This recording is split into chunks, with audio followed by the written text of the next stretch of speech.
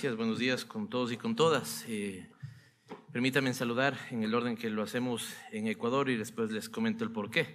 Un saludo a los estimados y estimadas estudiantes de la PPS, a los colegas docentes de la escuela, al amigo Jorge Mata, director del ILP-CEPAL, con quien tenemos estrechos espacios de trabajo y colaboración, a la joven representante de los estudiantes, Daniela Alpizar. Después me voy a referir a las palabras que dijo y que dio Daniela, a Richard María Diagué Antaneda, director de la Escuela de Planificación y Promoción Social, al señor decano Carlos Bueso Cruz, decano de esta facultad. Felicitaciones a usted y en representación de la escuela, a nuestra compañera Daisy Espinel, embajadora del Ecuador en Costa Rica, y evidentemente a quien hace de anfitriona, la señora Sandra León Coto, rectora de la Escuela de la Universidad Nacional de Costa Rica.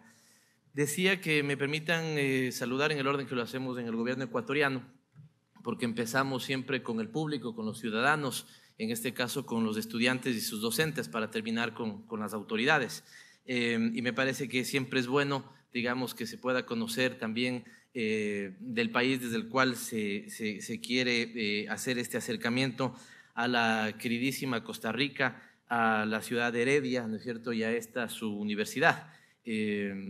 Además les presento el saludo fraternal del Gobierno de la Revolución Ciudadana por su aniversario. Les deseo que cumplan un buen cumpleaños, digamos, un buen aniversario, que lo festejen, ya decía la rectora, no solamente ahora, sino en el resto de su vida institucional, que seguramente será fructífera con el pasar de los años, más fructífera con el pasar de los años. Quisiera comentarles de qué va a tratar mi charla y decirles que si alguno de ustedes quisiera un resumen brevísimo, pero muy preciso y muy acertado, bastaría recordar las palabras de Daniela, que me parece que hizo una excelente apreciación del proceso que vive el Ecuador. Digo porque además de las cosas que señaló, de todas las cosas que señaló, a pesar de ser pocas, extremadamente precisas y ricas en su contenido, yo quisiera señalar tres. Y Daniela se preguntaba muy bien, ¿planificar para qué? ¿Qué significa la planificación hoy en día? ¿Para qué debemos planificar? Más importante, se preguntaba ella, ¿para quién debemos planificar? Y ataba estas preguntas a lo que va a ser el motivo fundamental de mi charla, y es pensar que la planificación del desarrollo no es un proceso técnico, no es meramente un proceso económico, digamos, que se pueda aprender en las aulas universitarias, aunque ahí hacemos muchísimo.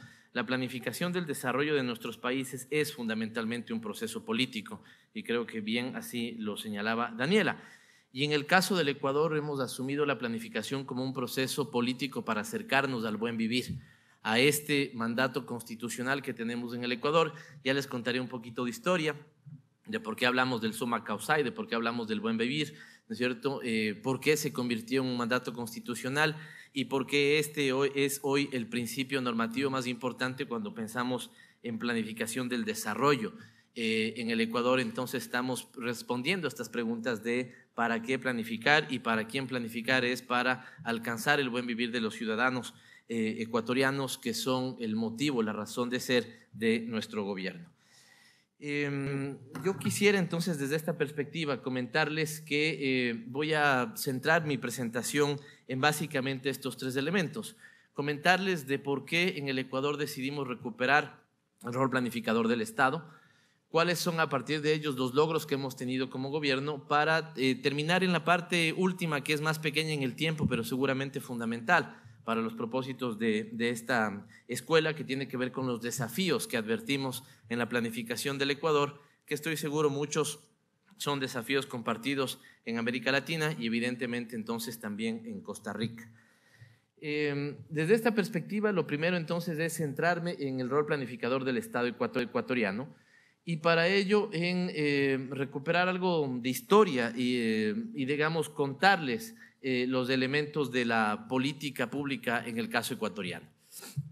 Nosotros señalamos la recuperación de la planificación porque el Ecuador es fiel reflejo de lo que aconteció con muchos de nuestros países en la década de los 80 y la década de los 90. Esta década estuvo signada por la aplicación ciega, dogmática del recetario de la escuela, digamos, del neoliberalismo, del famoso consenso de Washington, consenso entre comillas, que, digamos, tenía en su corazón conceptual el hecho de que el Estado no debe planificar, de que los gobiernos no deben planificar, sino que es el mercado el mejor asignador de los recursos. Y nosotros creemos que esa es una tesis errada, creemos que además en la experiencia ecuatoriana es una tesis fallida, que fracasó y nos generó al menos 2 décadas de desarrollo perdido, lo que podríamos llamar las décadas de desarrollo perdido en el caso ecuatoriano. ¿Y por qué decimos esto? Porque nosotros creemos que el mercado es un excelente siervo, pero un pésimo amo.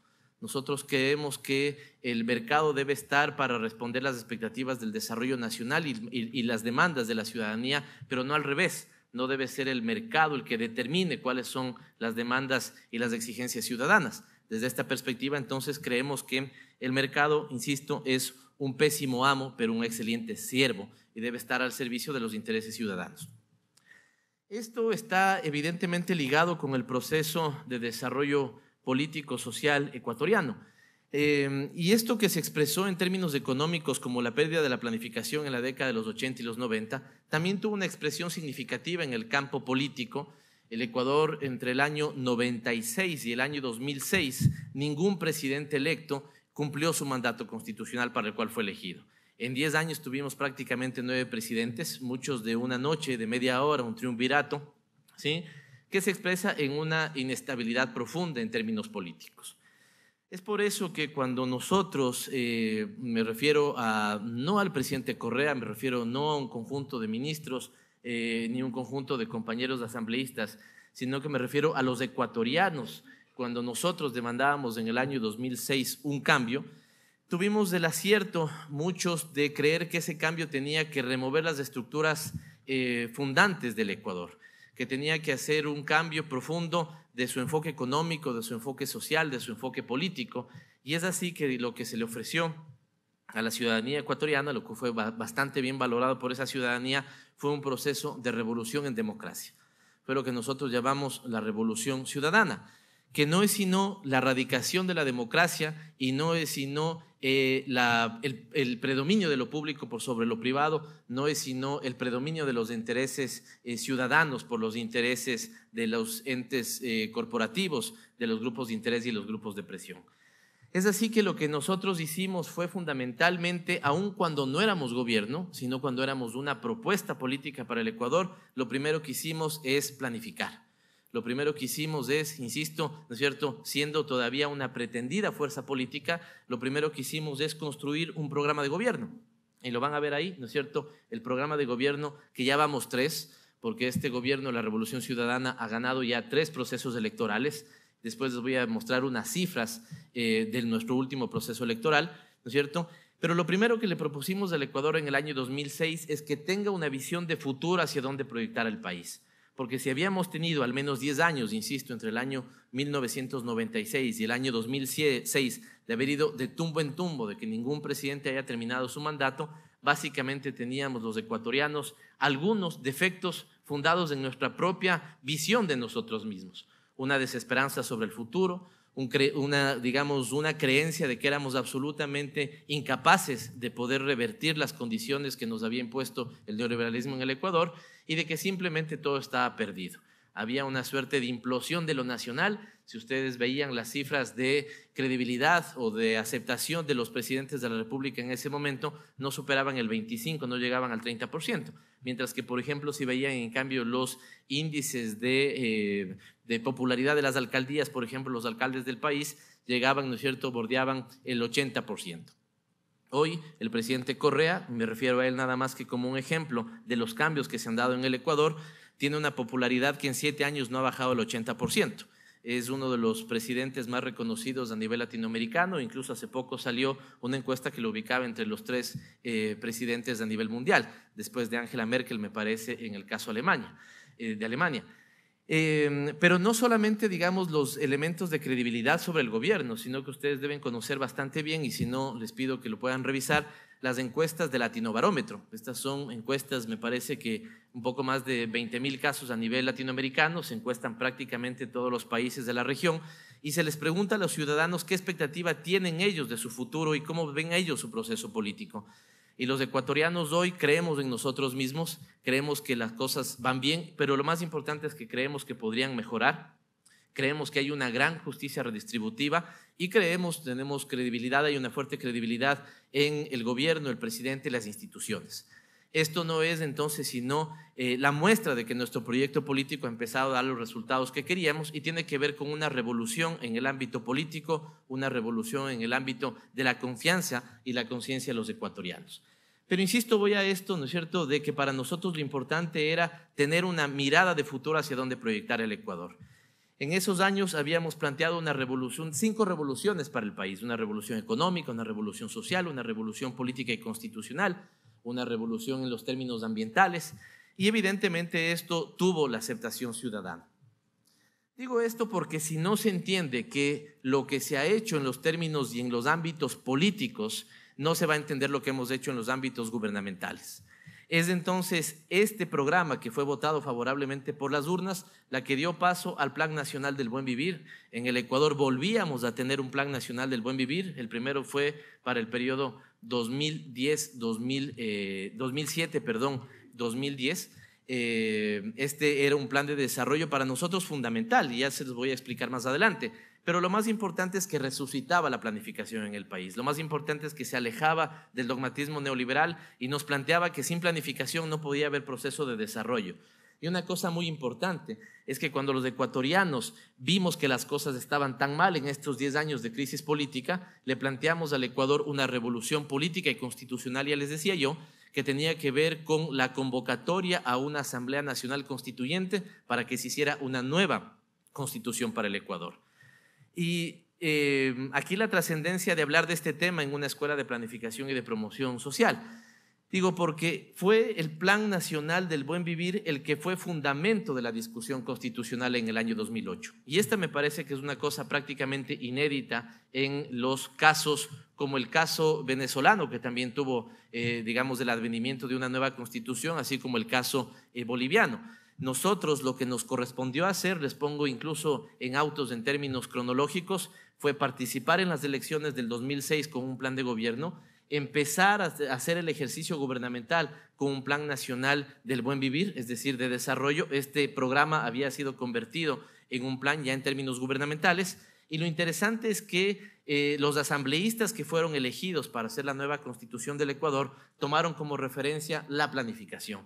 De hecho, si a ustedes les interesa indagar, pueden ver el índice de nuestro plan de desarrollo, cómo de alguna u otra manera tiene muchísima correspondencia con el texto constitucional que aprobamos en Montecristi, al cual ya me voy a referir más adelante, digamos. Yo creo que lo más importante, si uno quiere, y Daniela, el propio director Richard lo decían, si uno quiere conocer las particularidades del caso ecuatoriano, debería leer la Constitución del Ecuador. Yo creo que ese ahí es el documento donde ustedes pueden encontrar el fundamento social, ético, político, filosófico del proyecto de transformación que vive hoy el Ecuador, ¿no es cierto? Y lo interesante de esto en el ámbito y al hablar de planificación es que está de alguna u otra manera inspirada por la que fue la reflexión de la planificación en el caso ecuatoriano.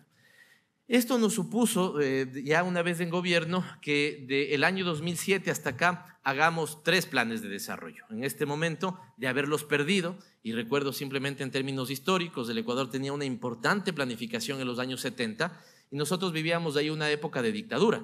Claro, la dictadura del caso ecuatoriano no es para nada la dictadura que muchas veces conocemos más, como las dictaduras de los países del Cono Sur. No es para nada la dictadura argentina, no es para nada la dictadura paraguaya o la dictadura chilena. Es más bien una dictadura de carácter progresista. En las 2 dictaduras que tuvimos en los años 60 y en los años 70 se hicieron, por ejemplo, las reformas agrarias que hoy de alguna u otra manera son un fundamento de redistribución, o fueron, porque hoy tenemos índices muy malos de redistribución o distribución adecuada de la tierra en el Ecuador, pero quiero decir que estas eran dictaduras de carácter progresista. y no es entonces raro encontrar el peso que se le haya dado a la planificación. Teníamos una famosa Junta Nacional de Planificación, después fue sustituida ya en el regreso a la democracia por un Consejo Nacional de Desarrollo que también tenía un fundamento muy fuerte de planificación, pero con la aplicación severa de la agenda neoliberal, fundamentalmente en los gobiernos que iniciaron la década de los 90, fundamentalmente el gobierno que inició en el año 92, tuvimos una pérdida de la planificación en el país.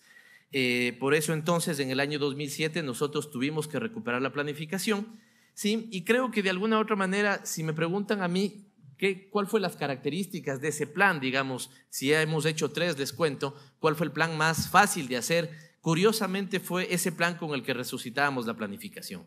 Y digo que era más fácil de hacer o que fue más fácil de hacer porque la receta ahí era obvia, era elemental. Teníamos que romper con el modelo neoliberal y este modelo neoliberal en el caso ecuatoriano se caracterizó por una creencia ciega en el libre comercio, por una creencia ciega en las privatizaciones, por una creencia ciega en el achicamiento del tamaño del Estado, por una creencia ciega en que el mercado era el mejor asignador de los recursos.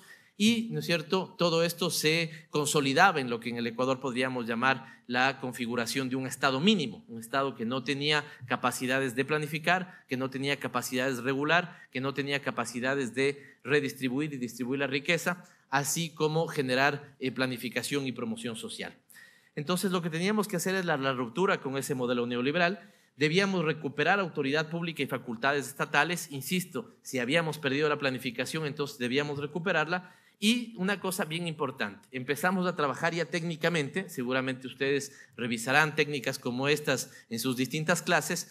Rompimos la mirada de hacer una planificación sectorial, es decir, en el Ecuador no tenemos una planificación por el sector salud, económico, productivo, de vialidad, sino que tenemos una planificación por objetivos. Planteamos 12 grandes objetivos del desarrollo nacional y esto nos permite romper la sectorialidad, nos permite de alguna u otra manera romper esta idea de que cada cartera de Estado es un compartimiento estanco y más bien lo que generamos entonces es una planificación por objetivos.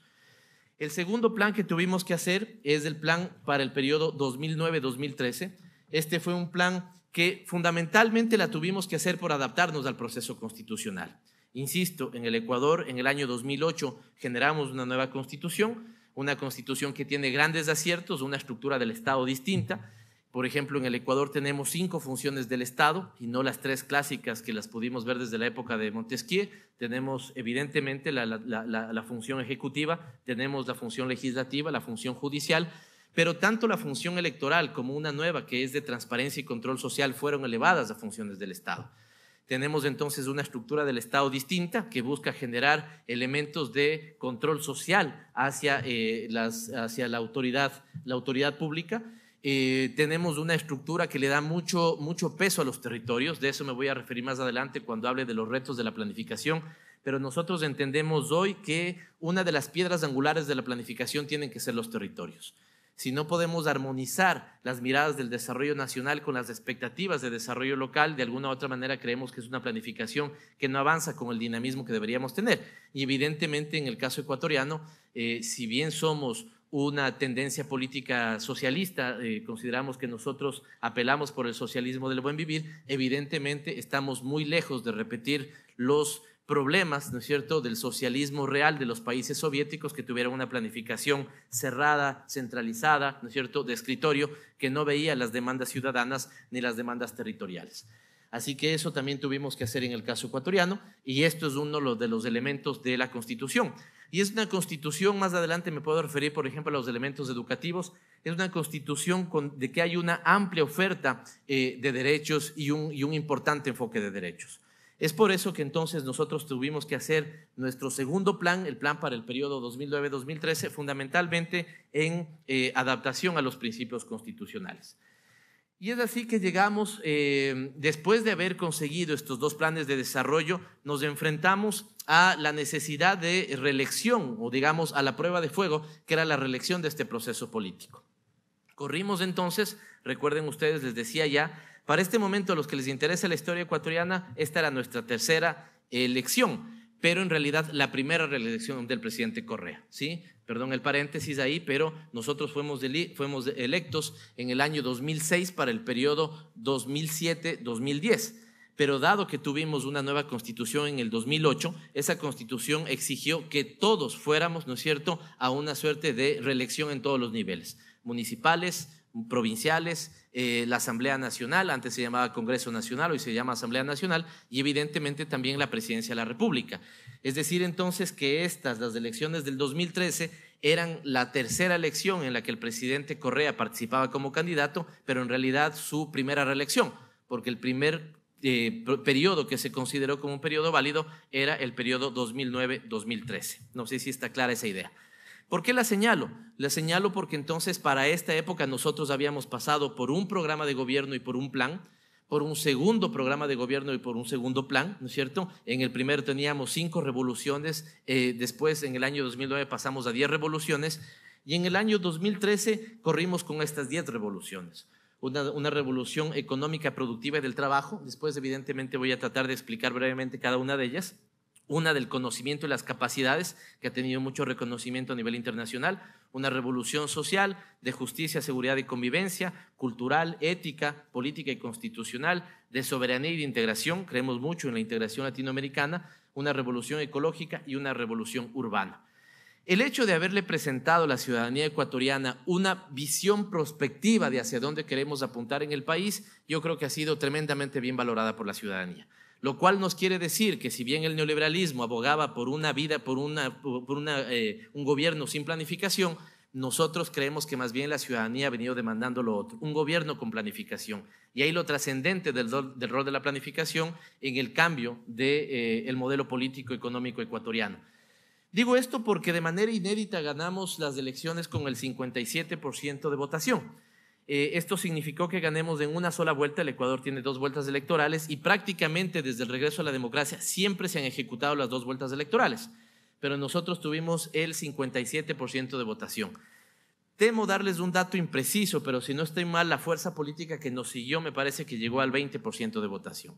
Es decir, fue una votación apabullante, ¿no es cierto?, a favor de ese modelo político y social, y era la segunda vez que ganábamos en este proyecto de la Revolución Ciudadana en la primera vuelta.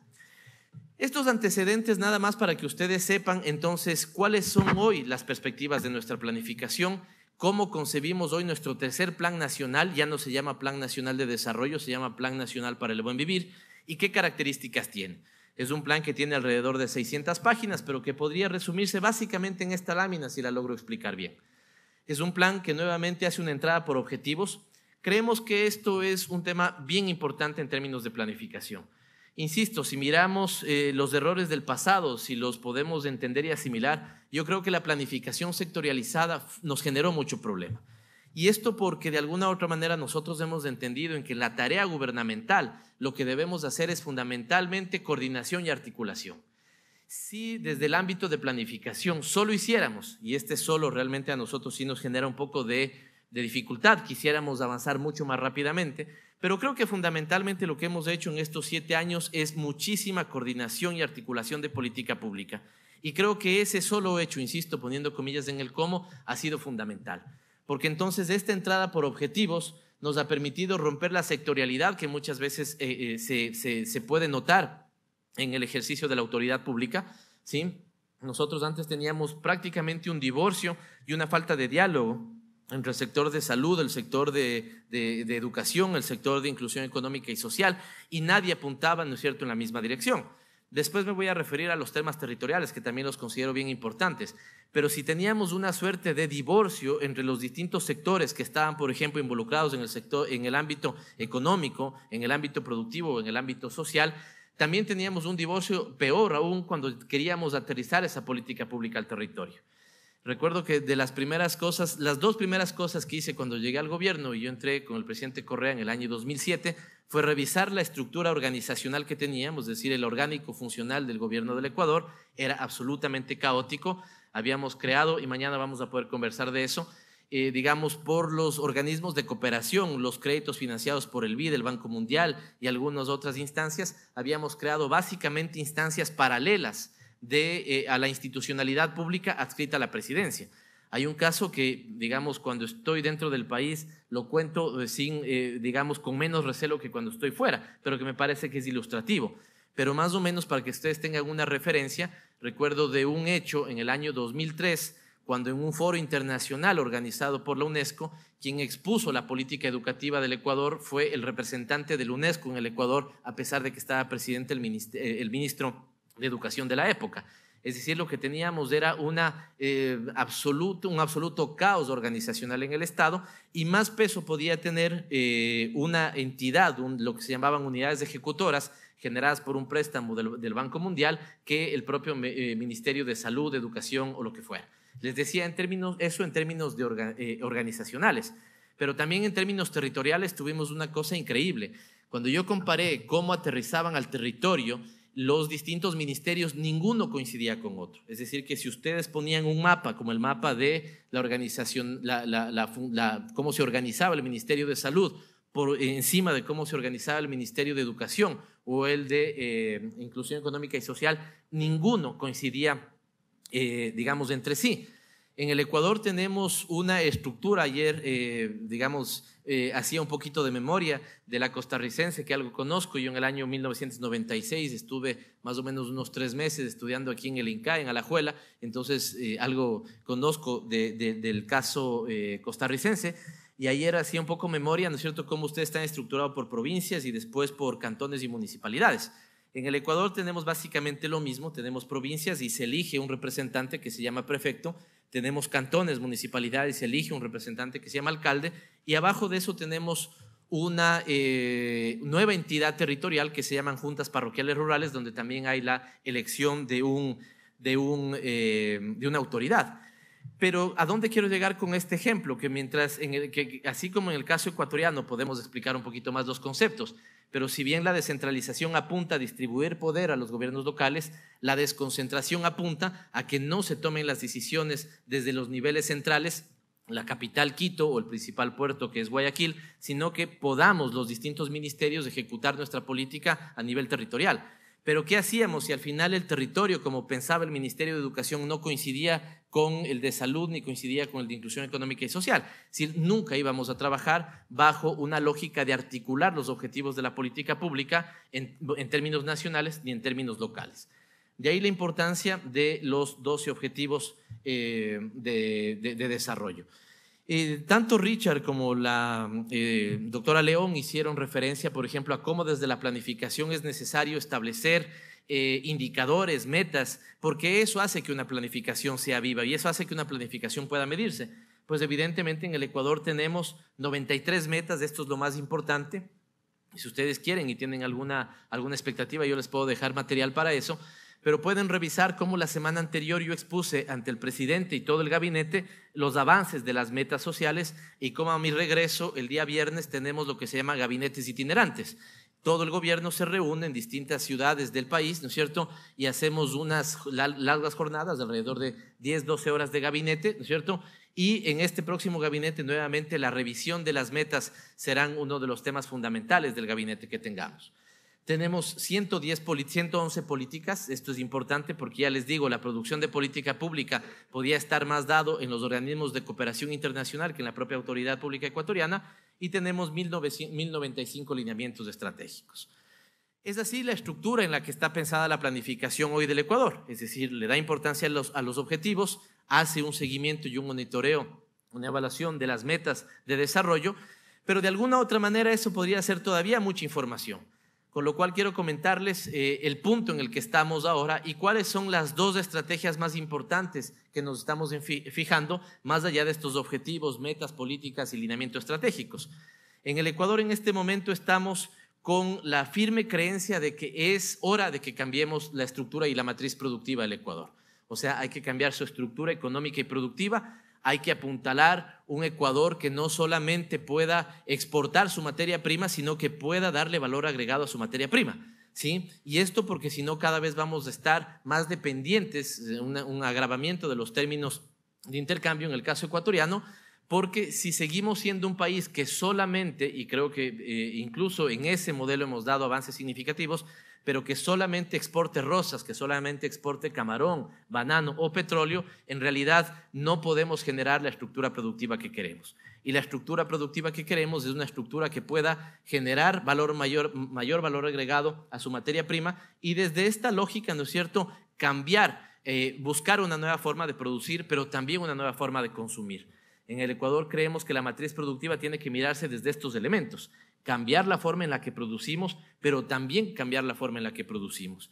Y hay unos ejemplos concretos. Trabajar, por ejemplo, en eficiencia energética, privilegiar, por ejemplo, consumo ecuatoriano, consumo nacional. El Ecuador, no sé si ustedes lo conozcan bien, pero es un país que prácticamente se quitó la política monetaria y adoptó el dólar como moneda nacional. Es decir, yo cuando vengo a países como Costa Rica, que tenemos moneda propia, extraño lo que se llamaba sucres en el Ecuador, que era nuestra moneda propia, porque hoy solamente tenemos dólares. Y cuando uno tiene una economía dolarizada, tiene un gran problema en la balanza comercial, porque cuando nosotros sacamos dólares de la economía, nos generamos un problema estructural. Volver esos dólares de la economía sí es cada vez más difícil. Es por eso que nosotros también buscamos que la nueva matriz productiva suponga una forma de consumo más consciente en términos de ahorro energético, insisto, por ejemplo, como también en términos de consumo a la producción nacional. Pero esta estrategia tiene que estar necesariamente asociada con una segunda estrategia, que es que nosotros, y ya van a ver por qué creemos que lo podemos hacer esto, las próximas láminas voy a correr mucho más rápido, pero porque voy a mostrarles algunos datos de la realidad socioeconómica del Ecuador de hoy. Nosotros hemos caído 12 puntos la pobreza por ingresos en el Ecuador, hemos mejorado en 8 puntos los niveles de igualdad, hay un crecimiento significativo de la clase media en el Ecuador y creemos que entonces estamos en condiciones de plantearnos una estrategia nacional para la igualdad y la erradicación de la pobreza. Estos son entonces los dos elementos programáticos más importantes que tiene hoy el gobierno del Ecuador. Y detrás de esto, evidentemente, está un rol muy, muy importante de la planificación. Incluso porque estas están asociadas a decisiones institucionales, a cambios institucionales. Y en la siguiente lámina me voy a referir al enfoque teórico. Tal vez a ustedes les interesan más los elementos prácticos de nuestro modelo, pero sí que necesariamente tengo que referirme al corazón teórico con el cual fue pensado la planificación en el Ecuador. Pero digo esto ¿por qué? Porque necesariamente van a ver los datos más adelante van a mostrarnos por qué el Ecuador debe cambiar su matriz productiva y por qué está en condiciones de plantearse la erradicación de la extrema pobreza. Pero debemos entender que hay un vínculo fundamental entre los dos, que es la generación de trabajo digno y estable. Es decir, pensar una matriz productiva que no piense en el trabajo sería un despropósito, así como creer que la erradicación de la pobreza puede estar dada solo por bonos compensatorios también sería un error y por lo tanto detrás está uno de los elementos fundantes de nuestro proceso político, que es creer en la reactivación fuerte, dinámica, radical del trabajo digno y estable. Finalmente, todos estos objetivos pueden verse resumidos en tres grandes elementos. La consolidación del poder popular y el Estado democrático. Cuando Daniela, por ejemplo, dice la planificación es fundamentalmente un proceso político, no puedo estar más de acuerdo en eso, y se van a dar cuenta por qué en el caso ecuatoriano hemos optado como primer elemento la estructuración del poder popular y el Estado democrático. Luego, ¿no es cierto?, toda esta estructura se contiene en un segundo gran elemento que son los derechos y las libertades para el buen vivir, y finalmente lo que ya les decía, la transformación económica y productiva. No recuerdo exactamente qué lámina viene, pero me parece que aquí es importante armar este paréntesis que yo les decía para mirar el modelo, el fundamento teórico, en cambio conceptual, que está detrás de la planificación. Y este tiene que ver con lo que está básicamente, ustedes lo pueden encontrar en la Escuela de la Revolución Francesa. Seguramente muchos lo habrán estudiado, lo habrán leído, pero la Escuela de la Revolución Francesa es una escuela neomarxista cuya tesis central plantea lo que hemos hecho en el caso ecuatoriano. Y esta tesis plantea que cuando uno quiere cambiar el régimen de acumulación, es decir, cuando uno quiere cambiar el modelo de desarrollo de un país, necesariamente debe cambiar también lo que se llama el modo de regulación social, es decir, cambiar las instituciones para el caso ecuatoriano. Y esto es lo que hemos hecho fundamentalmente desde el año 2007. Lo pongo en palabras más fácil para poder entendernos todos. Lo que estaba en juego entonces en el Ecuador del 2007 era cambiar su esquema de desarrollo. ¿Por qué cambiar su esquema de desarrollo? Porque el modelo de desarrollo ecuatoriano estaba, estructurado solamente para el privilegio de las élites económicas y las élites políticas que gobernaban el Ecuador. Teníamos que cambiar ese modelo de desarrollo, poner a los ciudadanos como el eje principal de nuestras preocupaciones, pero creo que es importante que entendimos que no podíamos hacer eso si no teníamos cambios institucionales. Y estos cambios institucionales se dan al menos en tres niveles. en los cambios a nivel de la estatalidad, es decir, la estructura organizacional del Estado. Lo segundo, cambios legales y normativos, y es por eso que en el Ecuador le dimos tanta importancia a la Constitución. Nuevamente un paréntesis dentro del paréntesis, pero para poder entendernos. Nuestra penúltima Constitución era la Constitución del año 1998. Ojo con el dato. Alguno, si ya está bien, alguno o alguna de las compañeras que está aquí, si ya está bien atento y despierto, podría decir, bueno, pero ¿cómo es? Si tenían una Constitución ya del año 1998, ¿por qué se plantearon una nueva Constitución 10 años después?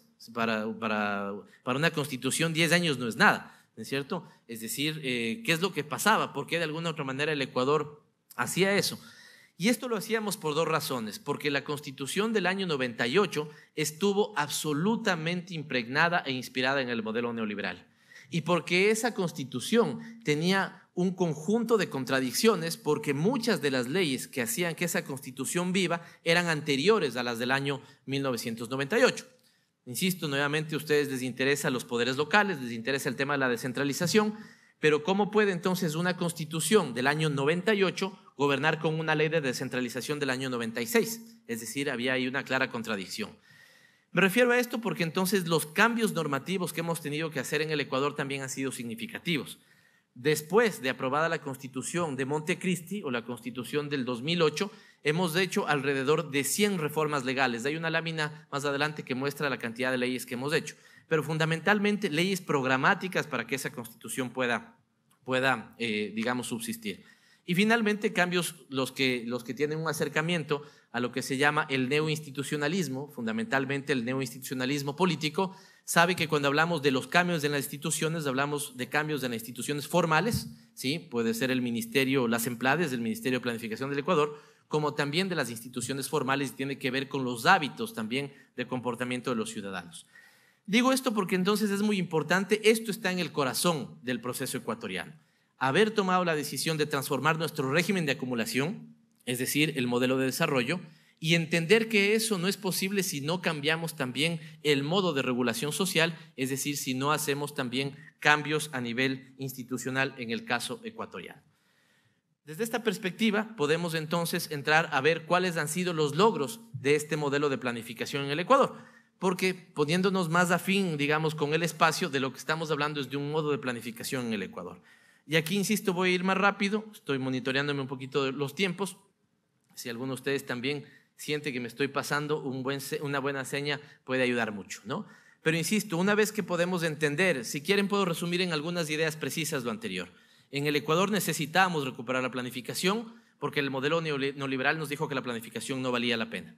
Segundo, la planificación la teníamos que recuperar desde la recuperación del Estado en el caso ecuatoriano, es decir, pasamos de un Estado mínimo a un Estado democrático. Tercero, partimos de un corazón, y es entender que no puede haber cambio de la visión de desarrollo si no hay cambios institucionales, ¿no es cierto? Y cuarto es que hemos tenido esta estructura, trabajar por objetivos, trabajar con la consecución de unas metas y buscar la coordinación y la articulación de la política pública, ¿sí? Insisto, sí, por eso creo que el mejor resumen ya lo dio Daniela, así que tal vez estos elementos nada más para decirles lo que quería primero señalar en mi charla, ¿no es cierto? ¿Cuál es el corazón de cómo ha sido pensado el modelo de planificación en el Ecuador? Lo segundo, entonces, mirar un conjunto de logros. Y voy a empezar con los logros que tienen que ver con el cambio en las relaciones de poder. Si decimos entonces que el proceso de desarrollo no es solamente un proceso técnico, sino que es un proceso político, esto supone, sí, clara y decididamente disputar las relaciones de poder en una sociedad. Y en el Ecuador buscamos disputar las relaciones de poder en el caso ecuatoriano. Nosotros tuvimos desde el regreso a la democracia, que está asignado básicamente al inicio de la década del 80, en realidad en el 79, vuelve el Ecuador a la democracia después de la dictadura que les comenté, y desde esa época básicamente habíamos tenido gobiernos que representaban a las élites políticas, que nosotros las llamamos partidocracia, y a las élites económicas. Las élites políticas nos generaron un caos profundo en el Ecuador y las élites económicas generaron tal vez la crisis económica más severa de la historia reciente del Ecuador. Si alguno quiere rastrear esa es la crisis financiera y bancaria del año 99. La banca ecuatoriana quebró, ¿sí? Todos los bancos ecuatorianos prácticamente entraron en una situación insostenible en términos económicos El gobierno de ese entonces, del gobierno del presidente Maguad, decidió hacer un congelamiento de los depósitos, es decir, yo como ecuatoriano tenía mi plata en el banco, pero no la podía sacar, ¿no es cierto?, al menos unos 5 o 6 días hasta estabilizar el sistema económico. Todo el mundo buscaba la compra de dólares y tomaron la decisión de dolarizar la economía, ¿ya? ¿Cómo dolarizaron la economía? Tomando como referencia que un dólar era el equivalente a 25.000 sucres ecuatorianos, ¿ya? Les pongo el ejemplo más vivido, lo tengo yo en mi casa con mis abuelos. Mis abuelos ya están jubilados, se jubilaron justamente en este momento, ¿sí? A partir, mi abuelo se jubiló, me parece que en el año 98, y esta crisis fue en el año 99. Cuando mi abuelo se jubiló, recibió su jubilación, ¿no es cierto?, vendió un terreno y me parece que tenía alrededor de unos 65 millones de sucres depositados en el banco. Eso le daba más o menos, ¿no es cierto?, 1 millón de sucres mensuales, con lo cual podía invitar, cuando íbamos invitar a comer, me refiero, cuando íbamos los nietos nos podía invitar a comer, ¿no es cierto?, y a veces tenía la osadía mi abuelo, ¿no es cierto?, en esa época yo ya estaba en la universidad, me parece, y tenía todavía esta osadía de regalarte algo, ¿no es cierto?, para que te compraras en algún momento, ¿sí? De eso, ¿por qué les cuento esto? Perdón, en términos coloquiales, porque lo que significó, y hagan ustedes las cuentas, ¿no es cierto?, 1 millón de sucres mensuales dividido para 25.000, ¿a cuánto nos da? ¿Sí? Y eso significa que mis abuelos tuvieron que pasar básicamente a depender, ya no podíamos ir a comer donde ellos, sino que ellos tuvieron que ir a comer donde sus hijos, porque el proceso de dolarización lo que hizo es licuar los ahorros en sucres que tenían los ecuatorianos para transformarlos a dólares. ¿Sí está claro? Sí, es decir, tuvimos la crisis más severa en términos económicos. Esto nos significó 2 millones de ecuatorianos, digamos, en éxodo, migrando a Estados Unidos o migrando a España e Italia. Hoy en España me parece que somos la primera población migrante, ¿sí? Entonces, esos son los gobiernos que teníamos, ¿sí? Esos son los gobiernos que teníamos, ningún otro. Y no es ninguna exageración. Teníamos gobiernos que, a pesar de que decían que el Estado no servía para nada, utilizaban al Estado para funcionalizar a sus intereses económicos, ¿sí? ¿Ya? ¿Quién tomó la decisión de la dolarización? ¿La tomó un banquero? ¿La tomó el sector financiero privado? No, la tomó el Estado ecuatoriano. Entonces, los que gobernaban, que en el discurso público decían el Estado no debe intervenir, porque cuando el Estado interviene genera distorsiones, esos mismos, violentando su discurso, utilizaron al Estado para congelar los depósitos, para salvar el salvataje económico, ¿no es cierto?, de los bancos y generar la dolarización. Para que ustedes tengan una idea, el salvataje ecuatoriano le costó al país más o menos 8.000 millones de dólares, hay datos más arriba, más abajo, cuando la deuda externa era de 12.000 millones de dólares, ¿sí? Es decir, era un proceso increíble de transferencia de recursos públicos hacia intereses y manos privadas. Entonces, entenderán que cuando yo hablo que lo primero que hicimos en el Ecuador fue la disputa de las relaciones de poder, ¿no es cierto? Esto es plenamente entendible, porque entonces ya no puedes ir y sentarte con ellos y decir el esquema debería funcionar más o menos así en términos técnicos, sino que esto supone disputar las relaciones de poder. ¿Cómo hicimos la disputa de las relaciones de poder? Renegociando los contratos petroleros. Los que conocen o los que no conocen, les cuento que el Ecuador es fundamentalmente un país petrolero, tiene muchos de sus ingresos nacionales fundamentados en la exportación del petróleo. Antes éramos totalmente dependientes del petróleo, ya van a ver que hoy no es así. Hoy el cobro de tributos es mucho más grande, ¿no es cierto?, que la explotación de petróleo. Y esto tiene que ver, entre otras cosas, por la renegociación de los contratos petroleros, ¿sí? Nuevamente, insisto en el ejemplo que suele ser más indicativo. Pero en el año 2006, 2005, 2004, por poner un ejemplo, antes de que nosotros lleguemos al gobierno, imaginémonos qué pasaba con 100 barriles de petróleo. Una empresa privada que exportaba 100 barriles de petróleo se quedaba con 80 barriles para la empresa. Los 20 barriles uno podría decir, entonces eran para el gobierno del Ecuador. No, porque 16 de esos barriles estaban preasignados por ley para el pago de la deuda externa. Es decir, que de 100 barriles de petróleo al Ecuador, 80 se iban a la empresa que lo explotaba, 16 por ley se canalizaban al pago obligatorio de la deuda externa y solo 4 barriles quedaban para el desarrollo ecuatoriano. Además, estamos en los años 2007, 2008, cuando el precio del petróleo tuvo un crecimiento así. Entonces, imagínense que las empresas petroleras, cuando el precio del petróleo estaba a $25, ya ganaban de esa forma. Imagínense qué pasaba cuando el precio estaba a $100. Es decir, esto en barriles multiplicado en plata era una cantidad increíble de ingresos los que se llevaban las empresas petroleras. Nosotros les dijimos entonces, cambiemos la relación y ahora el 80%, es decir, de 100, 80 barriles van a quedar para el Estado ecuatoriano y 20 van a quedar para ustedes como negocio privado. No les gustó esa propuesta, le hicimos una siguiente propuesta, 99 para el Estado ecuatoriano y 1% para, ¿no es cierto?, los intereses privados, ¿sí? Esta propuesta al menos ya les gustó un poquito más o se animaron a conversar y terminamos estabilizando esto con lo que llamamos renegociación de contratos petroleros, que en realidad quedó el 80% para el Estado ecuatoriano y 20% para las empresas privadas. Esto nos ha significado, desde que fueron hechos esta renegociación, aproximadamente unos 3 años atrás, 3.000 millones de dólares más que han sido canalizados de inversión social. Separamos la banca de los medios de comunicación, esto por mandato constitucional. Porque en el Ecuador es increíble, si ustedes querían hacer un elemento de reforma en la banca, ¿sí? ¿Ya? ¿Quiénes eran los primeros que saltaban? Los medios de comunicación, ¿ya? Increíblemente, porque evidentemente los dueños del capital eran a su vez dueños de los medios de comunicación. Entonces no había posibilidad de hacer ningún cambio en el Ecuador que no sea inmediatamente al día siguiente manifestado en contra del gobierno por los medios de comunicación. Es decir, ustedes anunciaban A y mañana tenían en todos los medios y los entrevistados, fundamentalmente sectores de la banca. ¿Y qué opina usted de esto? Entonces, evidentemente, ¿no es cierto?, teníamos una clara colusión entre intereses financieros e intereses de la comunicación. Democratizamos la propiedad. Por ejemplo, el hombre más rico del país es un tipo, digamos, dedicado a la exportación de banano, ¿sí? Y decidió dejar de pagar impuestos en el país.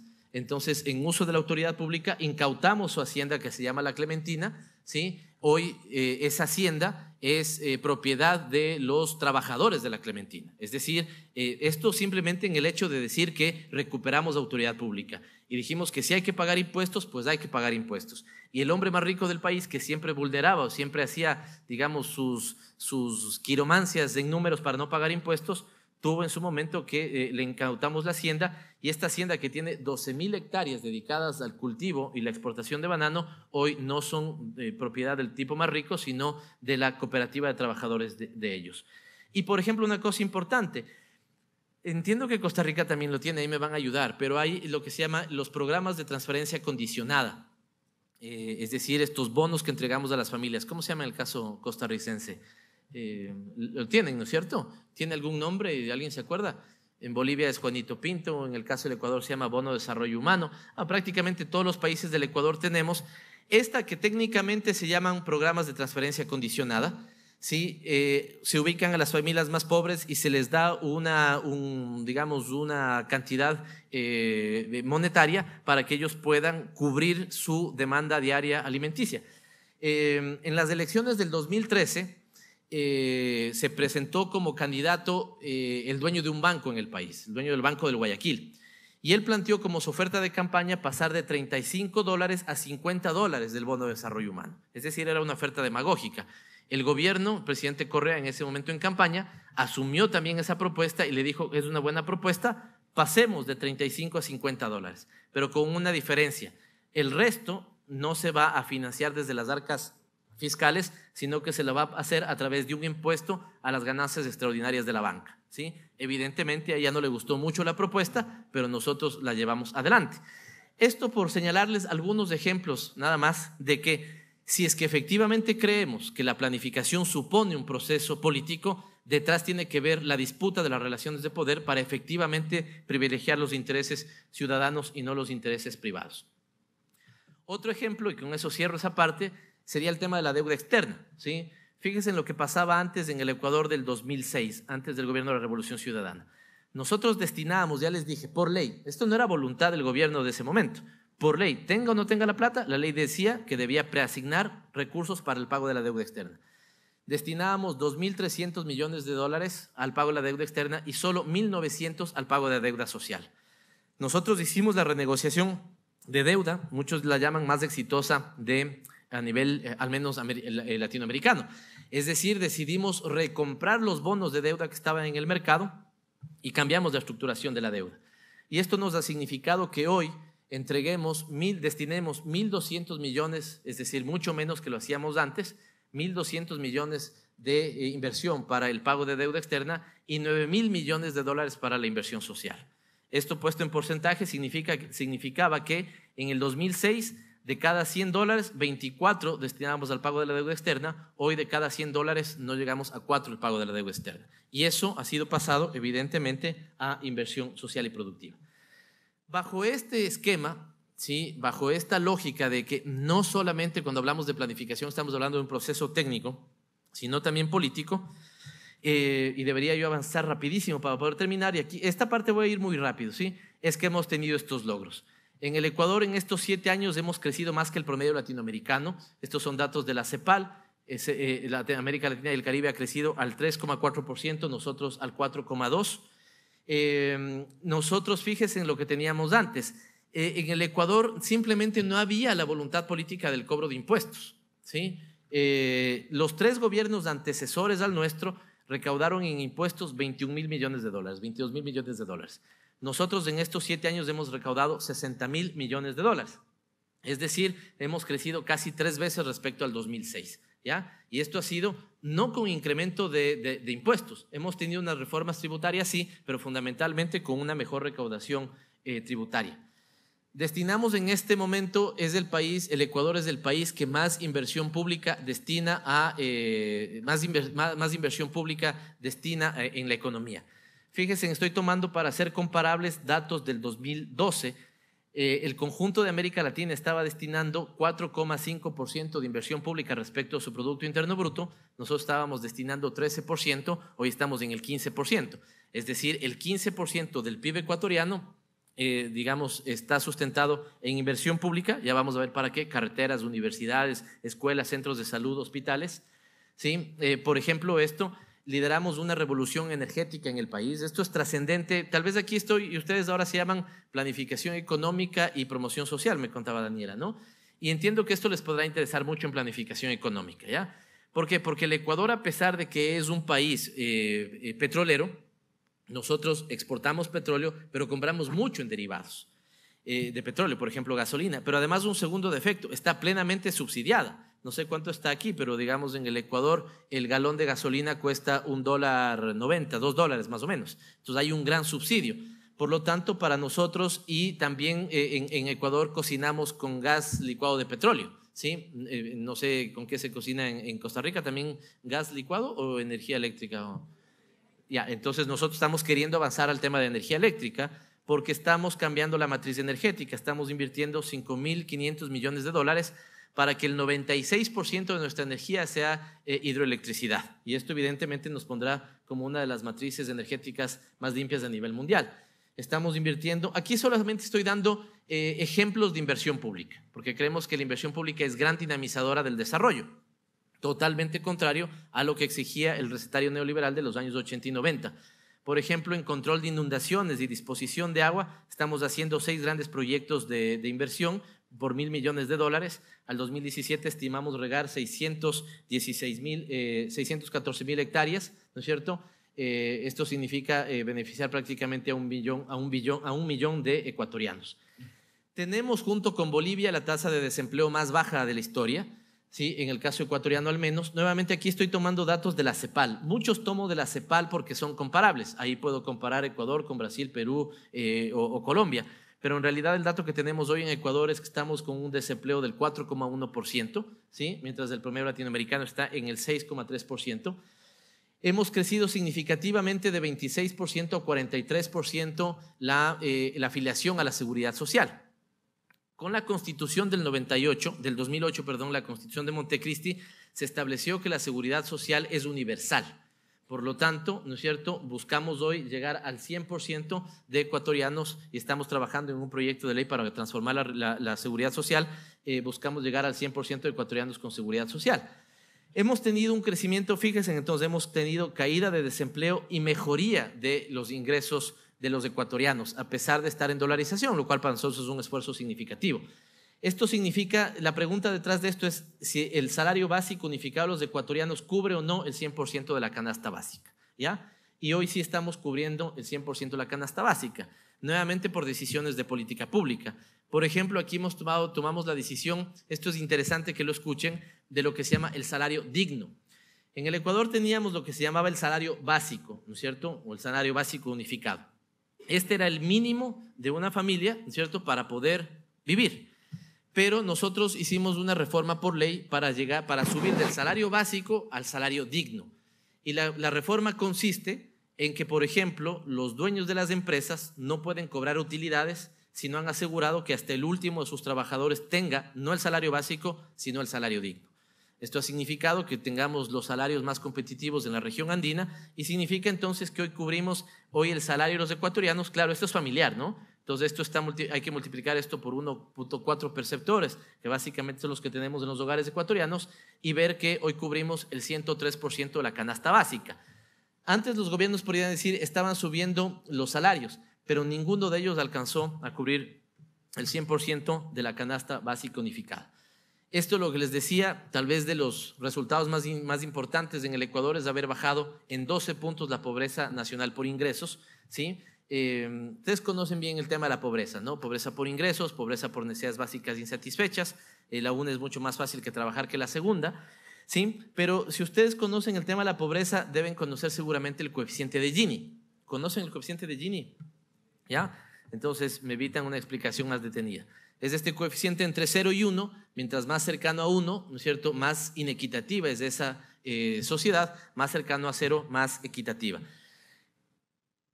Muchos hablan, y esto por ejemplo me estoy refiriendo hace poco me invitaron a un foro, a un debate en un medio de comunicación colombiano y el tema se llamaba el milagro ecuatoriano.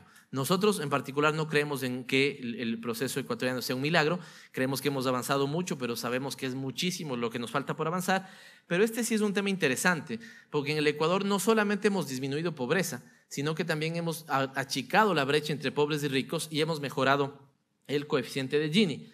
Aquí la idea que tenía es ver cómo el muñequito ese que está en la línea de Ecuador baja más rápido. América Latina entre el 2007 y el 2012 ha bajado de 0,52 a 0,50, es decir, solo 2 puntos su coeficiente de Gini. En ese mismo periodo el Ecuador bajó, en realidad aquí hay una imprecisión, es de 0,55 a 0,47. Es decir, nosotros hemos bajado 8 puntos del coeficiente de Gini. Y esto es lo que efectivamente muestra uno de los éxitos en el Ecuador. No basta con disminuir pobreza, sino que hay que disminuir desigualdad. Este es, nosotros creemos en términos de promoción social, lo más importante.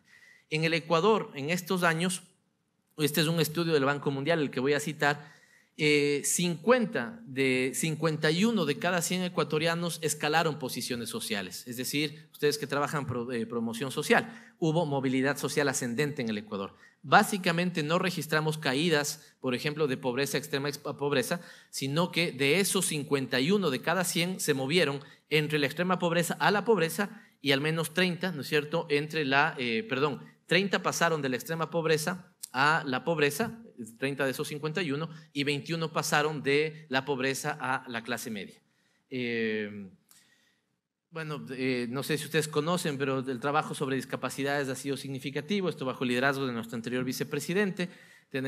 Hicimos básicamente una cruzada de ubicar a todas las personas con discapacidad en el país y ofrecerles 3 cosas, ¿no es cierto? La una, sacamos una ley y los empresarios hoy tienen que un porcentaje, no recuerdo exactamente el porcentaje, pero de su planta tiene que venir de personas con discapacidad, o entregamos ayudas médicas, o cuando tenemos una capacidad muy severa, digamos una persona que está básicamente imposibilitada por una parálisis cerebral profunda, ¿no es cierto? Lo que hacemos es entregamos un bono de $240 a la persona que se encarga de su cuidado para que básicamente pueda hacer solo eso.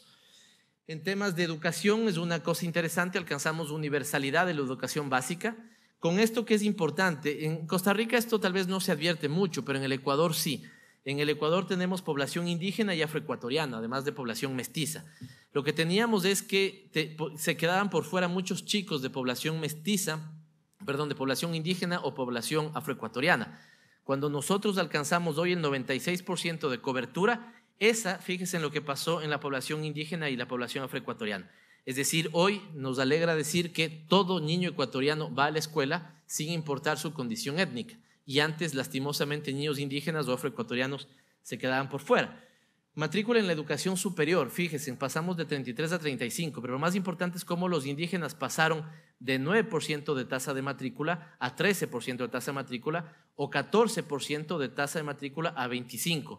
Me decían que la UNA tiene una de sus vocaciones hacia la captación de población indígena, por ejemplo, ¿no? Esto en el caso ecuatoriano lo pudimos hacer por dos cosas. La Constitución ecuatoriana determina que la educación superior es gratuita. Es decir, ningún estudiante que acceda a la universidad pública paga un solo dólar en el caso ecuatoriano. Pero evidentemente lo que hicimos fue poner examen de ingreso que antes no lo teníamos. Y una cosa inédita, aquí hemos hecho una revolución en el caso de la educación ecuatoriana.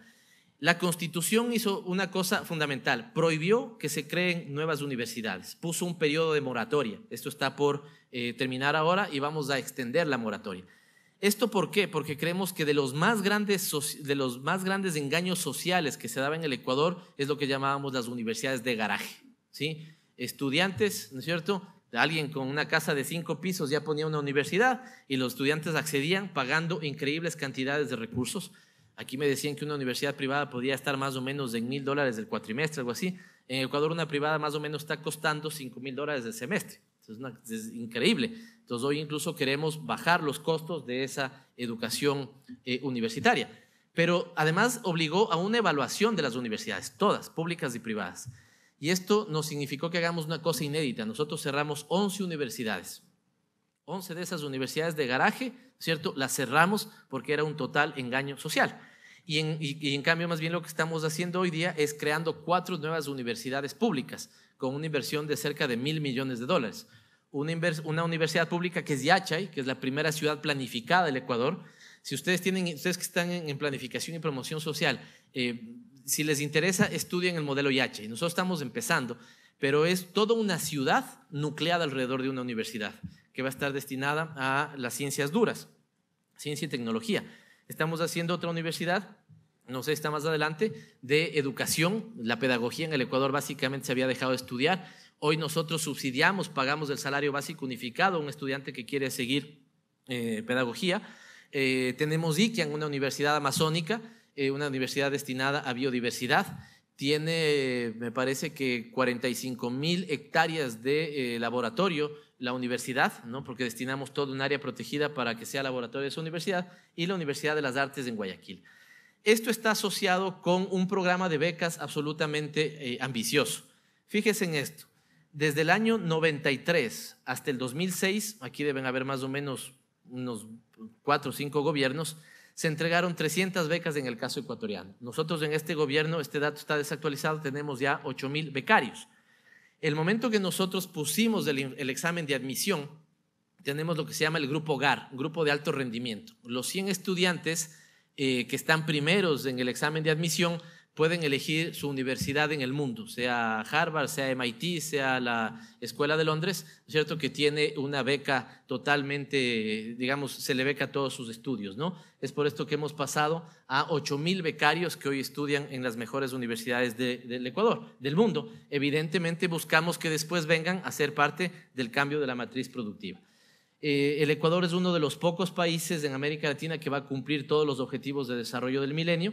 ¿Sí? Tenemos un problema, estamos trabajando mucho en esta meta, que es la reducción de mortalidad materna. Además, de aquí hay un caso injusto porque lo que teníamos también es un problema de subregistro en la base de información anterior. Les decía ya que después de la Constitución hemos hecho 170 leyes. Esto es importante porque si no la Constitución sería letra muerta, y a nosotros lo que nos interesa es que haya leyes para sostener esa Constitución. Y creo que voy para cerrar en los últimos elementos. Bueno, esto solamente para que lo vean. Yo puedo dejar con ustedes la presentación. Cambiamos la estructura del Estado ecuatoriano. Aquí está lo que yo les decía. Creamos, por ejemplo, una Corte Constitucional para que esta sea la entidad más importante en la estructura ecuatoriana. Después están las funciones, que a las 3 clásicas añadimos la electoral y de transparencia y control social. Es un país que promueve la descentralización. Nosotros, como Constitución, a los que les guste un poco la parte del derecho, dejamos de ser un Estado social de derecho. que esto era básicamente el fundamento del neoliberalismo, y nos constituimos en un país, en un Estado constitucional de derechos y justicia. Insisto, si hay alguien que le interese la parte de las leyes y la jurisprudencia, encontrará que esto es un cambio fundamental de un enfoque de derechos en la estructura del Estado, ¿sí? Y finalmente, bueno, esta es un poco la estructura que tenemos. Es una estructura, pero es importante, iba a pasar desapercibido esto, pero a estar en la escuela de PPS, fíjese en esto. En el Ecuador la planificación desapareció, ¿sí? En el Ecuador la planificación desapareció.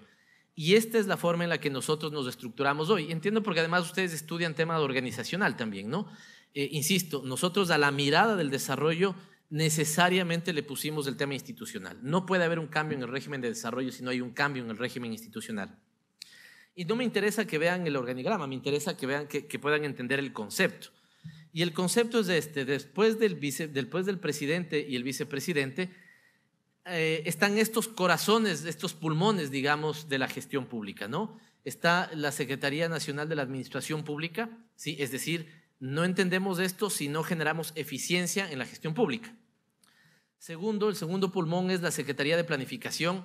No puede haber esto si no tenemos planificación, inversión y diseño del Estado. Estas son las dos secretarías más importantes con las que cuenta el presidente Correa, el gobierno de la Revolución Ciudadana. Entonces, fíjense en lo que significa esto. Detrás, la pregunta es, ¿está un elemento de definición técnica o un elemento de definición política? Los dos, ¿no? En lo técnico y en lo político nosotros dijimos, si el neoliberalismo nos plantea cero planificación, nosotros le vamos a poner la planificación en la cúspide del organigrama funcional de la función ejecutiva. Evidentemente la gestión política y la comunicación. Luego creamos la figura de ministerios coordinadores, esto ha sido bien importante. Ya les decía yo, salud, educación e inclusión social no conversaban entre ellos. Entonces lo que hicimos es crear la figura de un ministerio coordinador. Este ministerio tiene dentro de sí a los ministerios sectoriales. Y después tenemos otras instituciones como los institutos, que pueden ser de investigación o normalización, las agencias de regulación y control. En el Ecuador hemos recuperado la capacidad de rectoría, de planificación, pero también la regulación y control. Tenemos secretarías técnicas, empresas públicas que se han dinamizado mucho y la figura de servicios. ¿A dónde quiero ir con el concepto de esto? Podría resumir esto en tres elementos. Uno, la planificación se le ha dado un rol protagónico. Dos, ¿se acuerdan que les dije que lo primero que qué es lo primero que hice cuando llegué al gobierno? A ver si estamos atentos. Sé que han de estar cansados y seguramente en el Ecuador decimos labioso. ¿Cómo dicen ustedes aquí? ¿También labioso? A veces me engolosino un poco con las palabras, pero ya estoy por terminar. Les decía que lo primero que hice es revisar la estructura orgánica y nosotros teníamos, denme un nombre de institución y todos teníamos. Consejo, agencia, instituto, unidad, departamento, o sea, ustedes me plantean un nombre y seguro teníamos. Entonces, eliminamos como 105 instituciones, hemos sí creado otras, pero nos fuimos a este ejemplo. Secretarías nacionales que son el pulmón de la administración, ministerios coordinadores que ayudan a la coordinación, ministerios sectoriales como salud y educación donde está la rectoría y otras instancias para la investigación, para la gestión de servicios públicos o la regulación y el control que son fundamentales.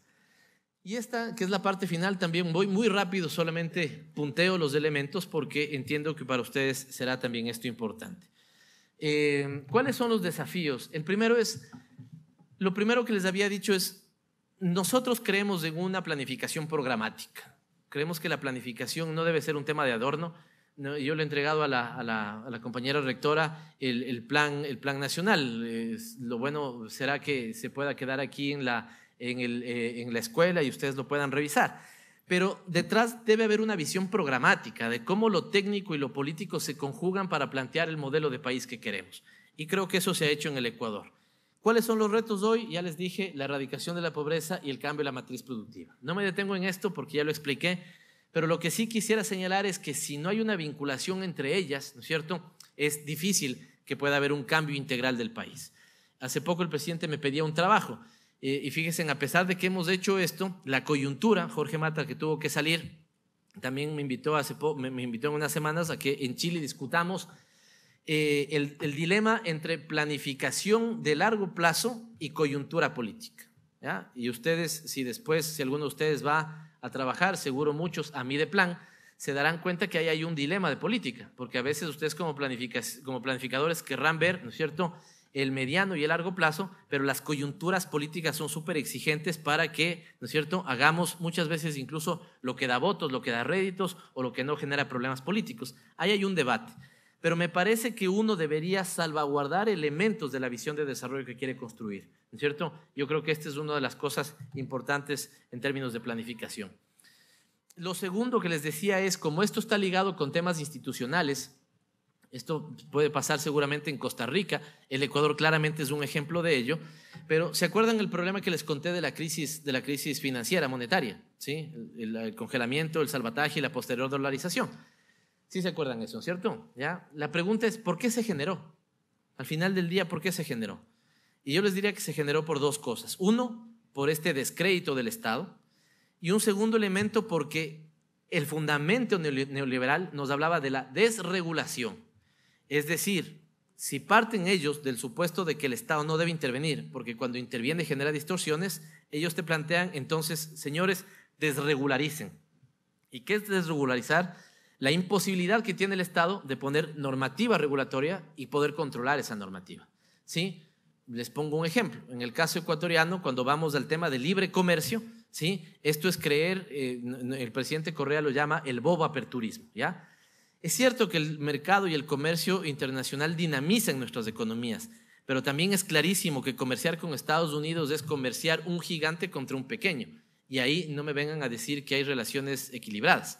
Efectivamente hay relaciones absolutamente desequilibradas. Por eso nosotros no creemos ni en el bobo proteccionismo ni en el bobo aperturismo. Esto es una cosa fundamental. Y para eso tenemos que recuperar capacidad regulatoria. Lo digo esto porque, insisto, tal vez puede ser que pase también en Costa Rica. Es decir, nuevamente en el ejemplo, nosotros por ley, cuando digo nosotros me refiero al Estado. El Estado por ley, ¿qué es lo que empezó a ver? Cómo el descalabro de la banca, ¿ya? Pero por ley no podía hacer nada, porque el fundamento era la desregulación.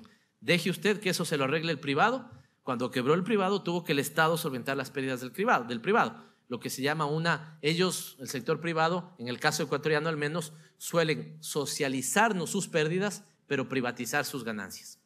Entonces hoy creemos que hay que recuperar la capacidad de regulación del Estado, por ejemplo, en la calidad de las importaciones. Hoy estamos poniendo normativa para que en el Ecuador tenemos vajilla que llega de China con un montón de plomo, y eso mañana nos generará un problema de salud pública. Eso es parte también de planificación.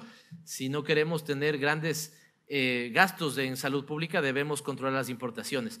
Ahorros energéticos, ya les decía, en Ecuador es baratísimo el consumo del agua o de la electricidad, por lo tanto hay un consumo irresponsable. Debemos modular demanda y alcanzar economías de escala. Y las dos últimas láminas con las que cierro. El tema territorial es fundamental en el país. En planificación. El Ecuador define en su constitución, y esto les va a servir mucho en planificación seguramente si quieren estudiar el caso ecuatoriano, nosotros recuperamos lo que llamamos el Sistema Nacional de Planificación, pero a ese sistema le damos dos características. El sistema es participativo y el sistema es descentralizado, ¿ya? ¿Qué significa eso? Significa que nosotros no concebimos la planificación sin la participación ciudadana. En la elaboración de esos planes, ¿sí? si sumo todo, cerca de 15,000 ecuatorianos estuvieron haciendo presente su voz para decir así queremos que sea la planificación. Y la otra característica es descentralizada. Es decir, que en el Ecuador el sistema de planificación junta al gobierno nacional, el provincial, ¿no es cierto?, los cantonales y las parroquias, ¿ya? Nosotros hemos hecho entonces, les decía, yo creo, y esta es una mirada valorativa y autocrítica también, hemos sido exitosos en generar una planificación como coordinación y articulación de política pública. Pero el reto que tenemos ahora como país es trabajar en una planificación prospectiva y territorial. Y esto me parece que es fundamental. Es decir, ¿cómo miramos la perspectiva a futuro? Y cuando tenemos elementos como el cambio climático, cada vez en términos biofísicos es más difícil mantener al mundo, ¿sí?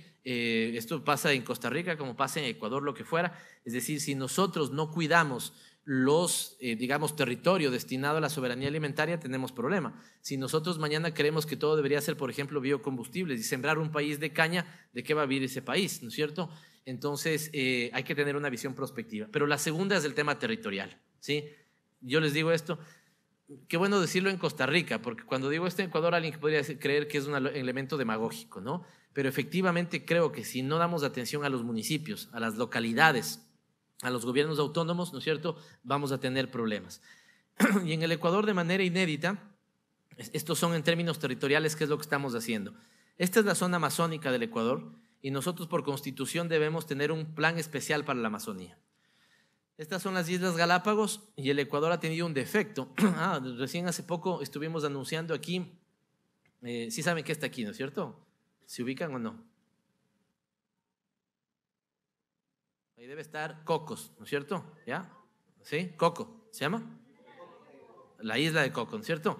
¿Nosotros tenemos frontera o no tenemos frontera Ecuador con Costa Rica? Sí tenemos y la cerramos hace poco, ¿no es cierto? ¿Por qué? Porque el Ecuador cuando firma la Convemar tiene el reto de tener 5 veces más territorio marítimo que continental, ¿ya? Porque con nuestro límite con Colombia, nuestro límite con Costa Rica y los límites con Perú, nosotros cerramos ya todas las fronteras. Esto para Costa Rica puede ser, y ya qué bueno que cierren todas las fronteras, qué novedad. Costa Rica no tiene ejército, digamos, y entiendo que tiene una madurez democrática que yo envidio, pero en el Ecuador nuestro último conflicto bélico fue en el año 1995, ¿sí? Yo tengo un año menos que la escuela de la PPS, entonces recuerdo mucho esa guerra, y para mí en el año 95 era, pero increíble, ignominioso que yo tenga que ver a mis hermanos peruanos como enemigos, porque estábamos en un conflicto limítrofe más o menos en esta zona. El Ecuador había cerrado todas sus fronteras y les ponía esto porque también hemos cerrado la frontera que tenemos con la isla de Cocos o el archipiélago de Cocos, perdón si cometo un error en el nombre, y entonces esto hace que desde la planificación tengamos que ver también los elementos del mar. En el Ecuador somos muy continentales y no vemos el mar, pero también creemos en la vocación de integración regional. Así que 2 tareas en las que estoy yo por pedido de ambos presidentes, que es una cosa inédita también en el Ecuador, y ya termino casi con estas anécdotas, sé que están cansados, perdón por el tiempo, es que el Ecuador y Colombia tienen, esto no he visto en otros países en el mundo, como tampoco conozco de otras experiencias que tengan una escuela de planificación y promoción social, es un acierto de la Universidad Nacional Rectora, qué bueno que sean 40 años y ojalá mucho más. Nosotros tenemos un gabinete binacional. Una vez al año nosotros, todo el gabinete colombiano se junta con el gabinete ecuatoriano y estamos trabajando en una planificación integrada de Ecuador y Colombia, ¿ya? Esto es una cosa que lo hacemos, en la tarde tengo reunión con la gente de Mideplan y vamos a revisar, por ejemplo, vamos a poner en conocimiento de Mideplan esta experiencia que tenemos con Colombia. Y lo propio con Perú, lo mismo, tenemos un gabinete integrado. Así que el presidente Santos y el presidente Humala, junto con el presidente Correa, instruyeron a sus instancias de planificación que tengamos planes. El Ecuador tiene su plan, lo acabo de entregar, he expuesto ese, pero hoy estamos también inaugurando nuestro plan binacional con Colombia y nuestro plan binacional con Perú. ¿Y esto por qué, compañeros? Que es mi última lámina. Si no comprendemos que hoy los retos no son solamente nacionales, sino que son regionales, poco podemos hacer. Y esto digo, nosotros no creemos en la venta de un modelo. Si ustedes creen que de alguna u otra manera yo estoy planteando esto como el modelo ecuatoriano, se equivocan. Yo no creo que se pueda exportar, no importar un modelo de país a otro, ¿cierto? Ecuador tiene sus características, Costa Rica tiene sus características, lo propio Nicaragua, Colombia o Perú tiene cada uno sus características y todos necesitan modelos institucionales para esas características. Pero lo que es cierto es que de alguna u otra manera a América Latina le está yendo bien y América Latina tiene mucho que mostrarle al mundo. Ya no estamos en un mundo bipolar, estamos en un mundo multipolar donde lo que nos interesan son las relaciones horizontales. Y si no hacemos conciencia de la obligatoria, no necesaria, sino la obligatoria integración regional de América Latina, creo que estamos perdidos. Por poner un ejemplo, lo estamos haciendo bastante bien en UNASUR, creo yo, pero díganme, ¿qué pasaba con la plata, la plata pública ecuatoriana? Seguramente puede pasar en Costa Rica. El modelo neoliberal decía, no gaste, no haga escuelas, no haga hospitales, ahorre. Bueno, ahorremos. ¿Dónde ahorro? Vaya y deposite en los Estados Unidos, ¿cierto? Bueno, ¿a cuánto le deposito? Nosotros depositábamos en los bancos de Estados Unidos, ¿no es cierto? Ganando el 0,5% de lo que depositamos, ¿ya? Y decía, ¿quiere financiarse del desarrollo? No gaste su plata, pida prestado. Bueno, ¿a quién le pedimos? A esos bancos. ¿Qué plata estaban prestando? La nuestra. O sea, si yo le deposito allá y le pido plata, ¿qué plata están prestándonos? La nuestra. Con lo cual nosotros hemos planteado por eso un Banco del Sur, un Fondo de Reservas del Sur y un mecanismo de compensación, ¿no es cierto?, regional del Sur. ¿Qué pasa si yo mañana le exporto productos a Costa Rica? ¿Y qué pasa si importo productos de Costa Rica? Necesito yo pagarle a Costa Rica, digamos que Ecuador le vende a Costa Rica 100 y Costa Rica le vende al Ecuador 120, ¿ya? Necesito yo pagarle a Costa Rica 100 y Costa Rica pagarme 100 y yo pagarle 120, o solamente debo pagarle como Ecuador 20 a Costa Rica, ¿sí? No sé si es claro el ejemplo. Lo lógico sería que yo no saque de mi economía $100 para pagarle a Costa Rica, ni que Costa Rica saque de su economía, o al revés, no dije que Costa Rica saque 100 de su economía para pagarle a Ecuador. Ni es lógico que el Ecuador saque 120, porque eso es muy costoso, cuando en realidad podemos hacer compensación comercial. ¿Sí? Te vendí 100, me vendiste 120, entonces yo te pago nada más que el 20 excedentario. Eso que puede sonar recontra simple, ¿ya?, a los intereses hegemónicos del mundo no les interesa para nada. Para nada.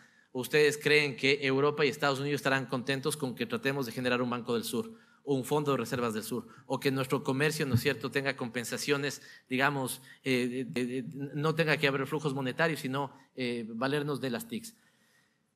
Y finalmente, digamos, hay toda una agenda en el caso ecuatoriano, insisto, que hemos trabajado.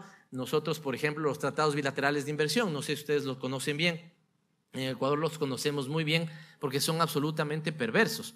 Hoy tenemos nosotros una disputa con la petrolera Oxy, con la petrolera Chevron, ¿sí? ¿Ya? Tenemos con Oxy y con Chevron. Pero rapidito el cuento. Chevron, que antes era Texaco, generó uno de los desastres ambientales más grandes en el mundo en el caso ecuatoriano, ¿sí? Esto fue, perdón los años, me fallan un poquito la memoria, digamos que fue en el año 94, 93, 94. El Ecuador firma su tratado de protección de inversiones con Estados Unidos en el año 99. Y Chevron, ¿sí?, hace en su estrategia de defensa, hace referencia a un tratado del año 99 para responder un problema generado en el año 93. Insisto, no tomen con precisión los datos porque sé que estoy cometiendo un error. Me estoy sirviendo del ejemplo, ¿ya? Y los jueces, como pasa hoy con Argentina, terminan fallando a favor de Chevron y le piden al Ecuador que pague alrededor de $3.000 millones. Si hacemos eso, quiebra nuestra economía. Si hacemos eso, dejamos de pagar hospitales, ¿no es cierto?, escuelas, centros de salud, y ustedes lo que han visto. Así que cierro diciéndoles esto. Si no asumimos que los problemas hoy no son de Costa Rica, no son de Colombia, de Perú, ni del Ecuador, sino que son problemas de la región, poco vamos a poder hacer. El mundo que espera los ciudadanos, desde mi punto de vista, es un mundo de profunda integración regional, y entre nosotros, que somos muy cercanos, que hablamos parecido y que nos estimamos y nos queremos tanto, tenemos, insisto, no la responsabilidad, sino la obligación de la integración regional. Felicidades nuevamente a la escuela y un saludo a todos. Muchas gracias.